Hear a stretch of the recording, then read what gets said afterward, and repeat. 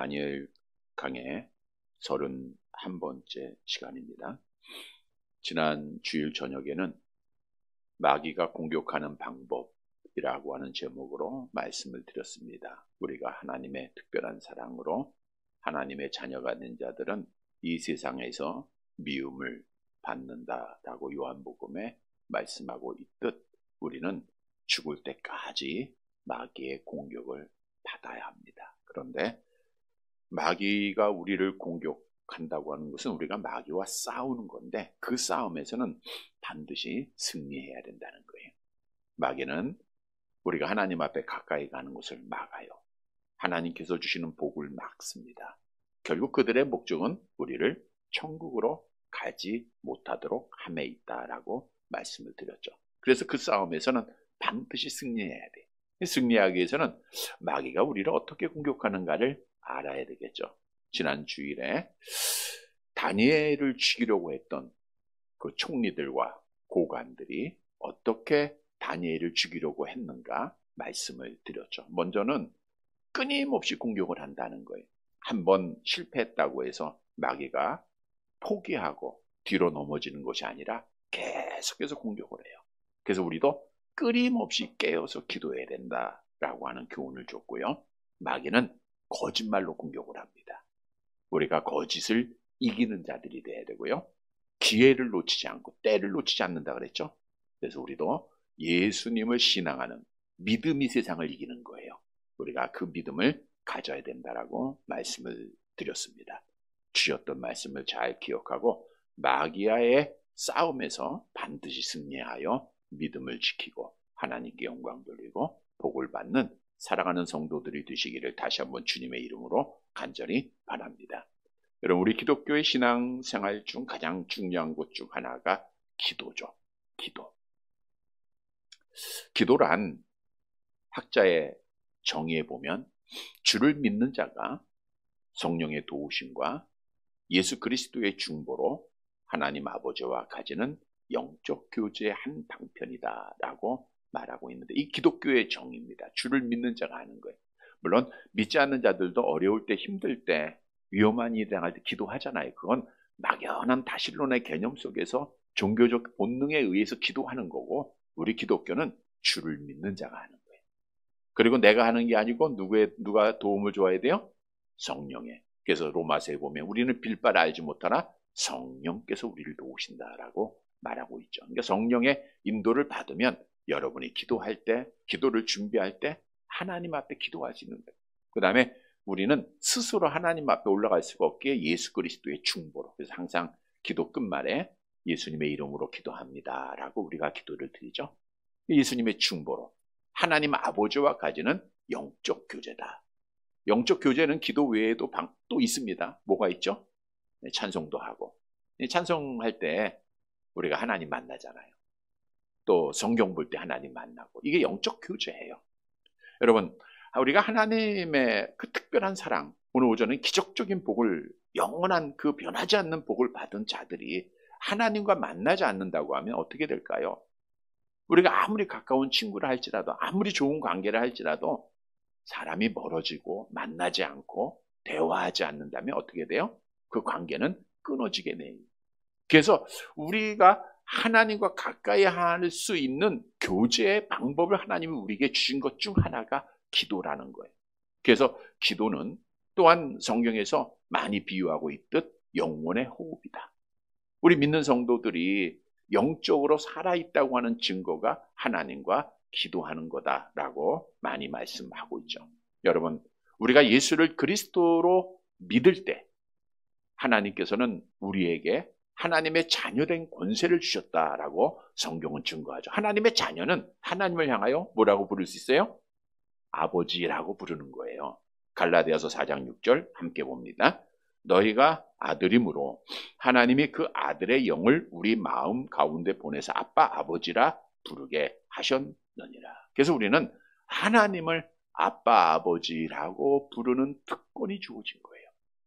근데 우리는 하나님 앞에 아빠 아버지 잘 부르고 있지만 너무 많은 교인들이 하나님을 향하여 아버지라고 부르는 것을 어색해하고 있어요. 아버지인 것을 머리로는 아는데 정말 아버지라고 부르지를 못하고 있다는 거예요. 왜냐? 그들은 기도의 경험이 없어서 그래요. 우리가 기도할 때 아버지 해야 되는데 뭐 우리가 그냥 평상시에 아버지 이렇게 하잖아요. 기도하는 자들, 영적으로 하나님과 교제를 많이 하는 자들이 항상 아버지, 주님 할 수 있는 거예요. 근데 기도의 맛도 못 두고 기도하지 않으니까 하나님의 자녀라고 하면서 하나님을 아버지라고 부르지 못하는 거, 이거 얼마나 우리 기독교 신앙에 있어서 잘못된 겁니까? 그래서 우리는 하나님 앞에 기도로 깨어있고 늘 하나님을 아버지라고 부르면서 영적 교제를 해야 돼요. 여러분, 기도는 따라서 기독교에 있어서 선택이 아니라 필수라 그랬죠. 반드시 해야 되는 거예요. 왜냐? 성경도 우리가 기도하는 자가 마지막 날에 하나님 앞에 서게 될 것을 잘 아는 말씀으로 약속하고 있기 때문입니다. 누가복음 21장 36절 함께 봅니다.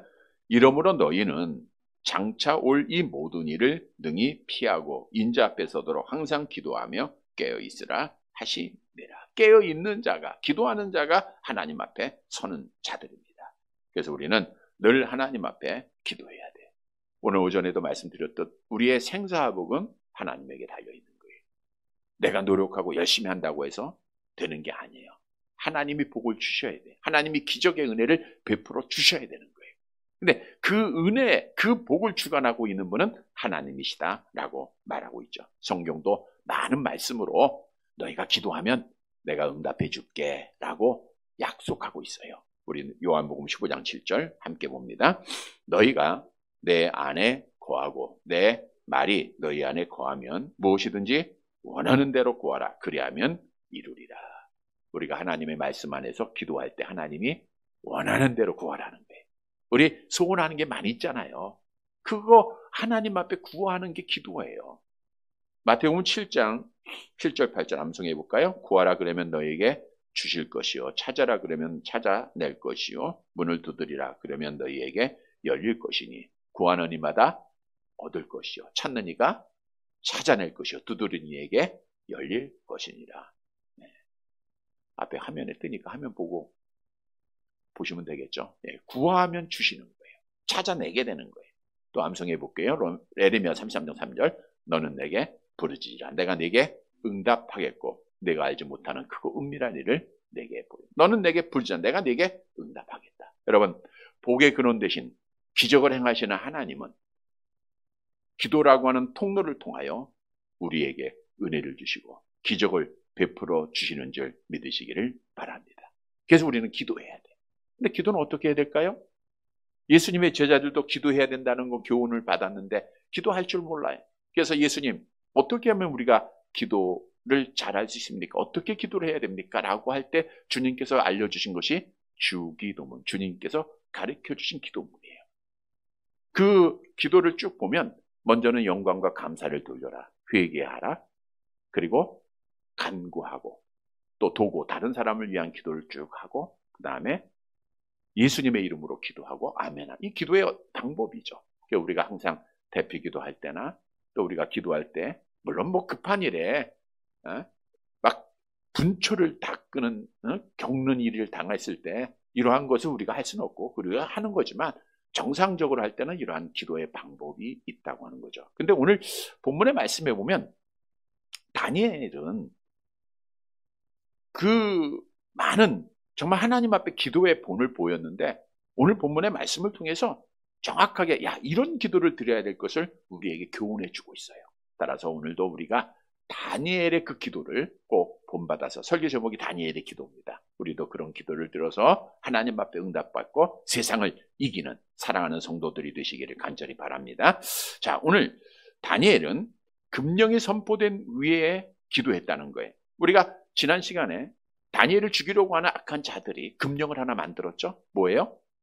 왕 외에 다른 신이나 사람들에게 절하거나 기도하면 어디에 던져요? 사자굴에 던지겠다라고 하는 금령을 만들어서 왕의 도장을 받았죠. 왕이 다 사인했단 말이에요. 그런데 그 금령이 선포된 이후에 다니엘이 어떻게 반응했는가? 본문 10절 말씀 함께 보도록 하겠습니다. 10절.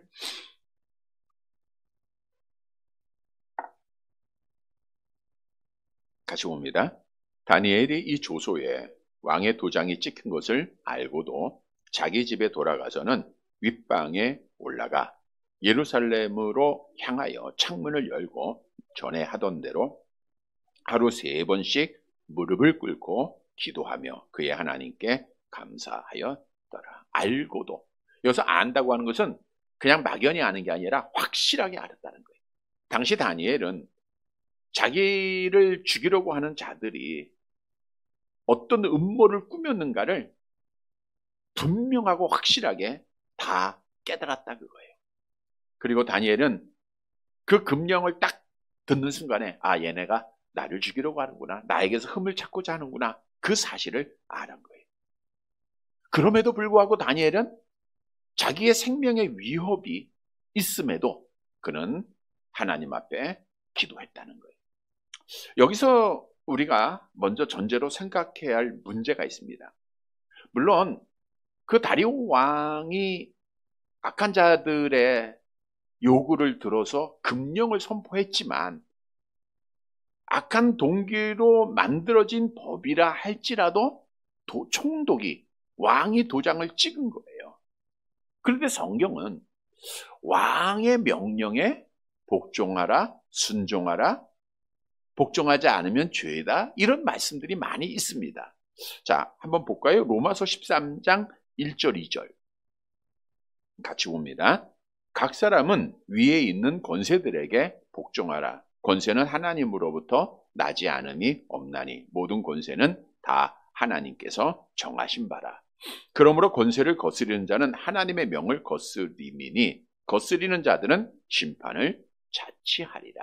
이 말씀을 다니엘에게 적용하면 자, 다리오 왕의 그 권세, 메데와 바사의 연합군의 총독이 된 그 권세는 누가 주신 거예요? 하나님이 준 거예요. 그러니까 다리오 왕이 명령한 것에 복종해야 되는 것이 다니엘이 해야 할 일입니다. 왜냐하면 모든 권세는 하나님이 정하신 거고 권세를 거스르면 하나님의 명을 거스린 것이다라고 성경이 말씀하고 있기 때문에 그래요. 또한 사도 베드로도 이렇게 명령했죠. 베드로전서 2장 13절 14절 같이 봅니다. 인간의 모든 제도를 주를 위하여 순종하되 혹은 위에 있는 왕이나 혹은 그가 악행하는 자를 징벌하고 선행하는 자를 포상하기 위하여 보낸 총독에게 하라. 위에 있는 왕에게 순종하라 순복하라 라고 말하고 있는 거예요. 그러니까 이 말씀만 보면 다니엘이 총독이 도장을 찍고 선포한 금령에 어떻게 해야 돼요? 복종해야 되죠? 순종해야 되죠? 왕 외에 다른 신이나 사람 앞에 기도해서는 안 된다는 거죠. 만일 왕 외에 다른 신에게 기도하고 또 예배하고 다른 사람을 섬기면 왕의 명령에 불복종하는 게 돼요. 자, 그러나 바로 알아야 할 사실이 있습니다. 초대교회에 당시 오늘 오전에도 인용했지만 베드로와 요한이 나가서 하나님의 복음을 전할 때 유대 공회 회원들이 베드로와 요한을 옥에 가두고 협박을 했다 그랬죠. 너희들은 예수의 이름으로 아무 일도 하지 말고 복음도 전하지 말라 그랬죠. 자, 이때 그 베드로와 요한이 어떻게 대답을 했냐면 사도행전 4장 19절에 보면 우리가 잘 아는 대로 하나님 앞에서 우리가 너희 말 듣는 것이 옳은가? 하나님의 말씀 듣는 것이 옳은가 판단해 봐라 그랬어요. 그러니까 하나님 앞에서. 그러니까 우리 믿는 성도들, 성령을 받은 자들은 하나님 앞에서라고 하는 것은 하나님의 말씀 안에서 우리가 생각을 해봐야 돼요. 내가 하나님의 말씀을 들어야 되는가? 아니면 사람의 말을 들어야 되는가? 충돌이 있을 때는 생각을 해야 되는 거예요. 그래서 베드로전서 5장 29절 볼까요? 어떻게 고백을 했는가? 같이 봅니다. 베드로와 사도들이 대답하여 이르되 사람보다 하나님께 순종하는 것이 마땅하니라. 사람보다 하나님께 먼저 순종하는 것이 마땅하다 그랬잖아요. 그래서 성경은 뭐라 그래요? 암송해 볼까요? 그런즉 너희는 먼저 그의 나라와 그의 의를 구하라 그랬잖아요. 먼저 그의 나라와 그의 의를 구하라. 따라서 그리스도인들은 세상의 법과 하나님의 법을 같이 가지고 있습니다. 근데 세상의 법이 하나님의 법을 거스르지 아니한다고 하면 당연히 순종해야 돼요. 당연히 따라가야 됩니다. 그러나 세상의 법이 하나님의 법에 거스리는 일이라고 하면 우리는 뭘 택해야 돼요? 하나님의 법을 먼저 택해야 된다는 거예요. 만일 국가가 예배드리지 마라, 기도하지 마라, 전도하지 마라, 동성애를 찬성해라, 뭐 이러한 성경에서 어긋난 법을, 권력을 가지고 압박을 하고 그러한 법을 만든다고 하면 우리는 그 법은 거부해야 되는 거예요. 하나님의 말씀이 먼저야 되는 거예요. 우리가 코로나 기간에도 그런 거 많이 경험했잖아요. 너희가 예배 드리면 안 된다. 몇 명만 예배 드려라. 그래도 우리는 하나님의 은혜로 하나님 앞에 예배를 드렸죠. 단 한 번도 예배를 빠진 적이 없죠. 자, 우리나라 역사를 봐도 그래요. 일제 치하에 일본이 신사참배를 강요했습니다. 그게 우리나라의 주권을 그들이 빼앗은 자들이 명령하는 거예요. 근데 성경은 당연히 우상을 숭배하라 그랬어요? 숭배하지 말라 그랬어요? 숭배하지 말라. 그러니까 이게 충돌이 되는 거예요. 그래서 그 당시에 강점기 시대에 믿음을 지키는 자들은 하나님의 말씀을 먼저 생각하고 우상을 숭배해야 안 해요? 안 하고 믿음을 지켜요. 물론 믿음을 지킴으로 옥에도 갇히고 고문도 당하고 순교도 당했지만 그 이름은 하나님 앞에 거룩하고 영광스러운 이름이 된 거예요. 그러나 세상과 짝하여 신사참배를 했던 목사님들 또 모든 사람들이 믿음을 못 지켰잖아요. 이거 하나님 앞에 저주받을 일이었음을 성경은 우리에게 말씀하고 있다는 거예요. 따라서 다니엘이 비록 자기의 죽음을 알아요.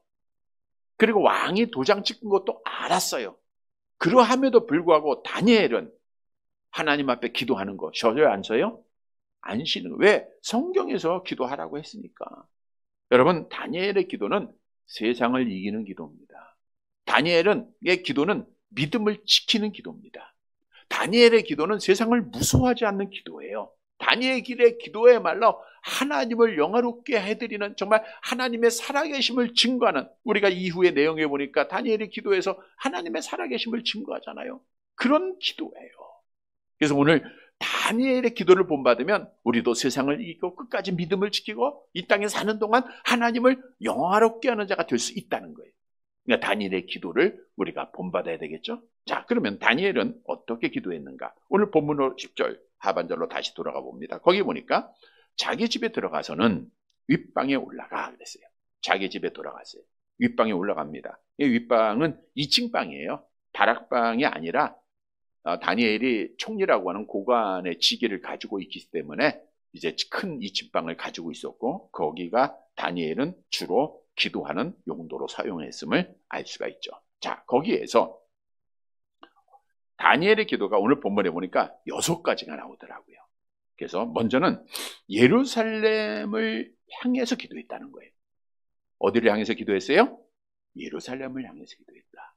자, 다니엘이 예루살렘을 향하여 기도했다고 하는 것은 2가지 큰 의미가 있어요. 하나는 솔로몬이 예루살렘 성전을 건축하고 완공한 이후에 하나님 앞에 기도할 때 이런 기도를 드렸던 적이 있습니다. 열왕기상 8장 48절 49절 함께 봅니다. 자기를 사로잡아간 적국의 땅에서 온 마음과 온 뜻으로 주께 돌아와서 주께서 그들의 조상들에게 주신 땅, 곧 주께서 택하신 성읍과 내가 주의 이름을 위하여 건축한 성전이 있는 쪽을 향하여 주께 기도하거든 주는 계신 곳 하늘에서 그들의 기도와 간구를 들으시고 그들의 일을 돌아보시며. 그러니까 솔로몬이 왕이 됐을 때는 포로로 잡혀가지 않을 때예요. 그러나 이미 이스라엘 백성들이 포로가 될 것도 알았던 것 같아요. 그러니까 이런 기도를 드린 거예요. 우리가 만일 잘못해서 하나님 앞에 벌받아 이방 나라에 포로가 잡혀가서 끌려갔다고 하자. 근데 그 사람이 이 예루살렘, 그러니까 예루살렘 성전을 아름답게 건축한 이유입니다. 그리고 헌당할 때 드린 기도예요. 그 포로로 잡혀간 사람이 성전을 향해서 기도하면 하나님 그 기도를 들어주시고 그 간구를 들어주시고 그들을 돌보아 주옵소서라고 기도를 했단 말이에요. 그러니까 이 기도를 오늘 다니엘은 알아요, 몰라요? 알죠. 그러니까 항상 어디를 향하여 기도했어요? 예루살렘을 향하여 기도했다는 거예요. 뿐만 아니라 두 번째 이유는 다니엘이 포로로 잡혀와서 지금 예루살렘을 향하여 기도할 때는 예루살렘 성전이 어떻게 됐죠? 있었어요? 없었어요? 없죠. 다 파괴됐죠. 바벨론의 느부갓네살 왕에 의해서 완전히 파괴된 이후잖아요. 그러니까 다니엘뿐 아니라 유대인들, 포로로 잡혀간 자들에 있어서 가장 큰 소망, 어떤 소망일까요? 예루살렘 성전의 회복이에요. 우리 믿는 사람들이 어디를 가든지 가장 중요하게 여기는 것이 교회잖아요. 교회. 특히 유대인처럼 종교 민족들은 성전 중심의 생활을 하잖아요. 그러니까 저 성전이 무너진 것을 다니엘도 알잖아요. 다시 회복했으면 좋겠어요. 근데 그 시간이 가까이 왔어요. 왜요? 에레미야 선지자가 이렇게 예언했었잖아요. 에레미야 29장 10절 같이 봅니다. 여호와께서 이와 같이 말씀하시니라. 바벨론에서 70년이 차면 내가 너희를 돌보고 나의 선한 말을 너희에게 성취하여 너희를 이곳으로 돌아오게 하리라. 비록 포로로 있지만 이제 70년의 시간이 거의 다 다가오고 지나가고 있는 시점에서 다니엘은 비록 자기는 총리니까 얼마나 편안하고 행복하게 잘 살겠습니까? 부족함 없이. 그러나 민족을 생각하면서 그가 기도를 하는 거예요. 우리가 회복되어서 하나님의 약속을 믿고 기도하는 거예요. 그래서 우리가 예루살렘 성전을 회복하게 하소서라는 기도예요. 그래서 다니엘이 예루살렘을 향하여 기도한 것은 약속을 믿고 한, 말씀을 믿고 한 기도입니다. 그래서 우리도 기도할 때는 말씀의 약속을 믿어야 돼요. 여러분, 성경은 많은 약속을 우리에게 주잖아요. 오늘 오전에도 말씀을 믿고 행하면 기적이 있다는, 응답이 있다는 거예요. 말씀을 믿고 해야 돼요. 뿐만 아니라 또 하나의 의미가 있어요. 자, 다니엘이 예루살렘을 바라보다, 예루살렘을 향했다. 여러분, 그 예루살렘 성전이 있는 곳, 그곳에는 누가 계셨던 곳이에요? 하나님이 계셨던 곳이에요. 시편 11편 4절 함께 봅니다. 여호와께서는 그의 성전에 계시고 여호와의 보좌는 하늘에 있으며 그의 눈이 인생을 통촉하시고 그의 안목이 그들을 감찰하시는도다. 그러니까 예루살렘을 향했다고 하는 것은 다니엘은 오직 누구만 바라봤다는 거예요? 하나님만 바라보는 거예요.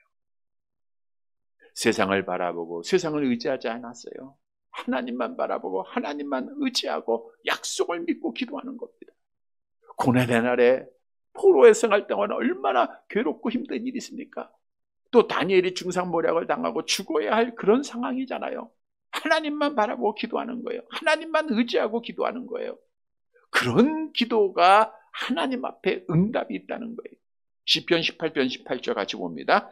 그들이 나의 재앙의 날에 내게 이르렀으나 여호와께서 나의 의지가 되셨도다. 시편 115편 11절 여호와를 경외하는 자들아 너희는 여호와를 의지하여라. 그가 너희의 도움이시오 너희의 방뜻이라. 이렇게 여호와를 바라보고 의지할 때 하나님께서 복을 주시죠. 하나님이 응답해 주시죠. 다니엘처럼 승리를 주시죠. 세상을 이기게 하시죠. 잠언서 16장 20절 함께 봅니다. 상과 말씀에 주의하는 자는 좋은 곳을 얻나니 여호와를 의지하는 자는 복이 있나이다. 누가 복을 받아요? 여호와를 의지하고 여호와를 바라보는 자가 복이 있어요. 시편 9편 10절 계속 봅니다. 여호와여 주의 이름을 아는 자는 주를 의지하오리니 이는 주를 찾는 자들을 버리지 아니하십니다. 그러니까 하나님이 다니엘을 안 버리잖아요. 사자굴 속에 던졌지만 하나님이 지켜주잖아요. 여러분, 다니엘의 이 기도를 본받아야 돼요. 하나님의 말씀의 약속을 믿는 것, 여호와 하나님만 바라보고 의지하는 기도입니다. 여러분, 세상 것 바라보면 기도가 안 돼요. 걱정, 근심, 여러분 눈을 감아서 기도한다면서 세상 것 생각하고 세상 것 바라보면요 기도가 안 되잖아요. 여호와 하나님만, 예루살렘만 향해야 돼요. 하나님만 향해야 됩니다.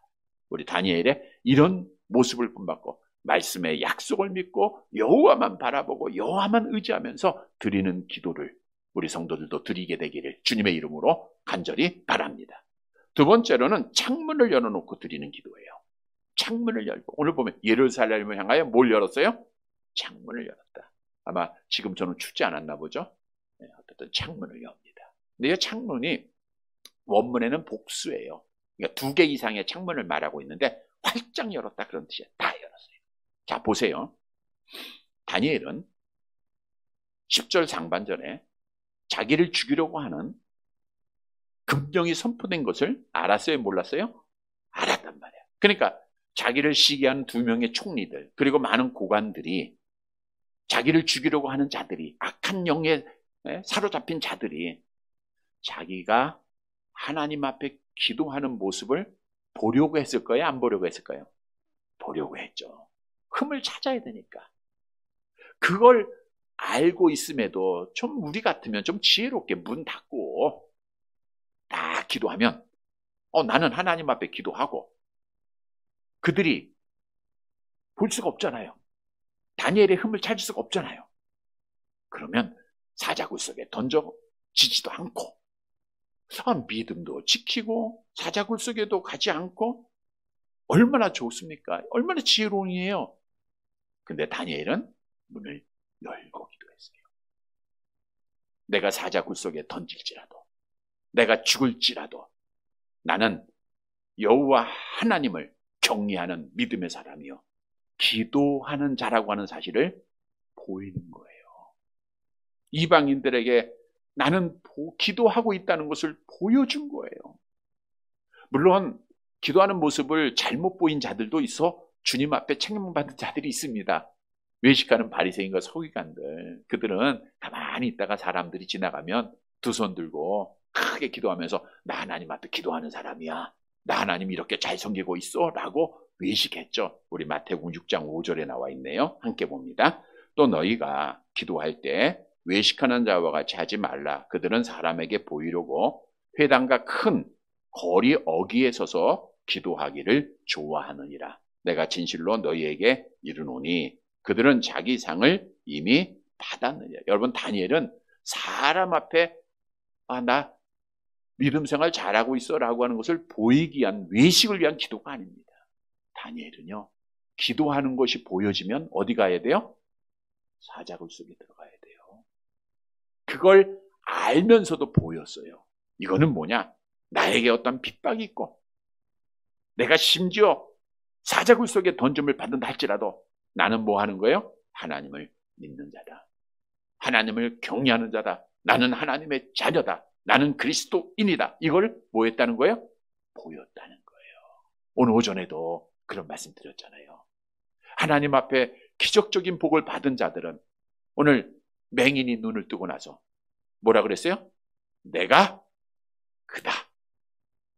바로 나야. 라고 증언했던 우리도 시인하는 자가 되라 그랬잖아요. 시인하는 자.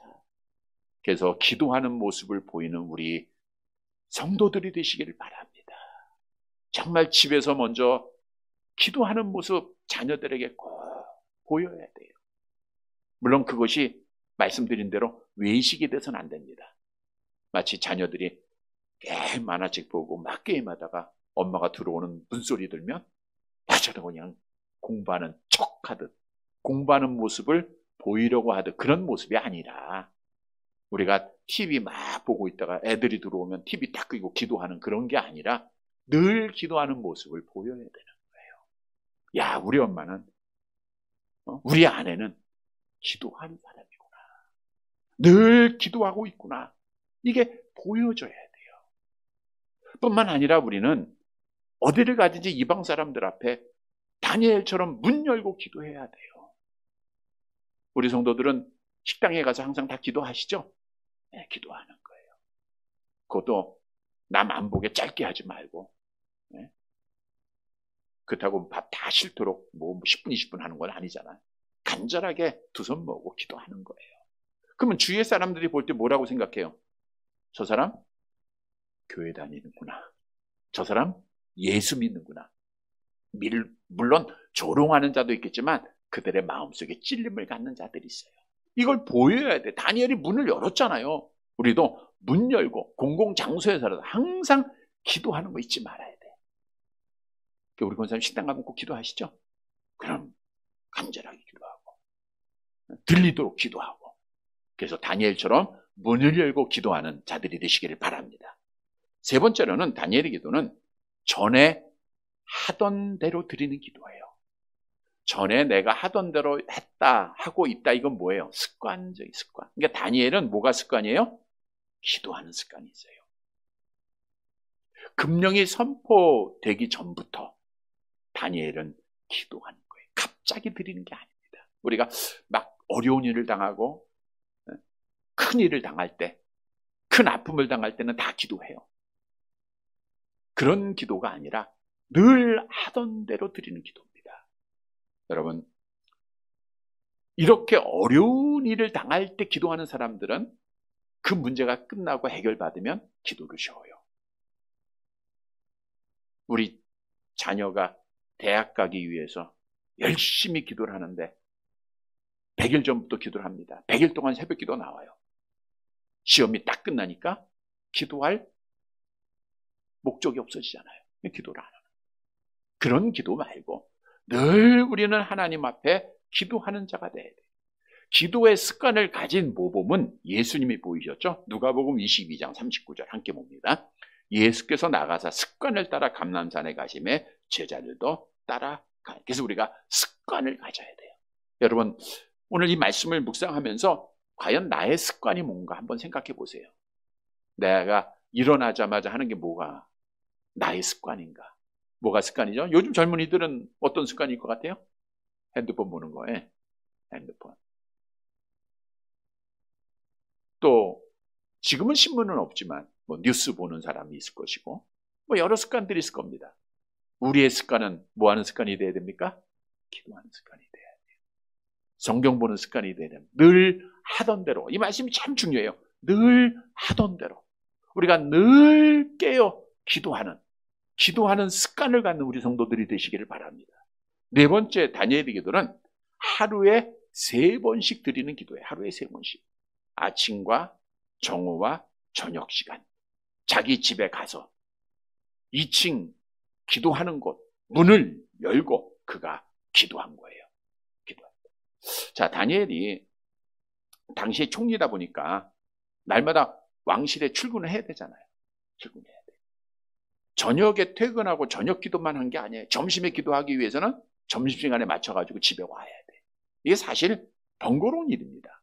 그럼에도 불구하고 아침과 점심과 저녁 그 시간을 정하고 기도했다는 것은 성경에서 우리에게 말씀하고 있는 우리 데살로니가전서 5장 17절 같이 봅니다. 쉬지 말고 기도하라고 하는 말씀과 연관이 있는 거예요. 쉬지 말고 기도하라는 것은 끊임없이 기도하라, 계속적으로 기도하라, 정기적으로 기도하라 이런 뜻이거든요. 그러니까 하루 종일, 자 보세요. 아침에 기도하죠, 점심에 기도하죠, 저녁에 기도하죠. 그럼 하루 종일 항상 어떤 마음으로 살아가요? 기도하는 마음이 되는 거예요. 아침밥만 찾고 점심밥, 저녁에 뭘 먹을까? 저녁밥만 찾아면 하루 종일 밥만 찾아가는 거고 먹을 거 참 우리는 기도하는 지금 이슬람 교돌, 무슬림이라 그러죠. 이 사람들은 하루에 5번 기도합니다. 5번. 새벽에 하고 오전에 하고 정오에 하고 저녁하고 저녁 이후에 하고. 그들이 얼마나 그 헛된 신 알라를 찾고 있습니까? 뭐 공항에서도 그냥 해요. 그 시간만 되면 어디에서든지 합니다. 어디에서든지. 하물며 참신을 신앙하는 우리들이 늘 깨어있는, 쉬지 않고 기도하라라고 하는 하나님의 말씀에 따라서 기도의 시간을 정하고 하는 것은 당연히 해야 할 일이라는 거예요. 이 말씀은 늘 하루 종일 기도하는 마음으로 살았다는 거예요. 우리 성도들도 늘 기도하는, 늘 기도로 시간을 정하고 하나님 만나고 영적 교제로 살아가는 영의 사람들이 되시기를 간절히 바랍니다. 5번째, 다니엘의 기도는 무릎을 꿇고 드리는 기도예요. 무릎을 꿇고. 오늘 본문에 보니까 예루살렘을 향하여 창문을 열고 늘 하던 대로 뭘 꿇었어요? 무릎을 꿇었어요. 하루에 3번씩 무릎을 꿇었습니다. 물론 당시에 기도할 때 손을 들고 하는 기도, 구약에도 많이 있고 바리새인들도 뭐 서서 손을 들었다 이런 말이 있잖아요.